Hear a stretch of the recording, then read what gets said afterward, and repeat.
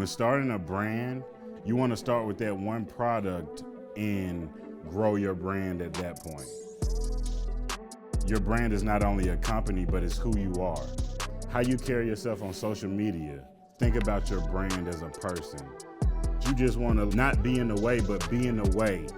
That's what I feel like being tactful is. It's like, if you know your customer like nothing but orange, you need to be making nothing but orange.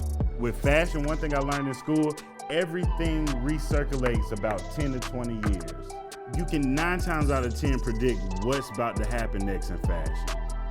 You also want to follow up with yourself. And then also following up with people around you, like your employees, because that's how you become not only just a stronger leader, but a boss of your company, just making sure that you stay on top of things.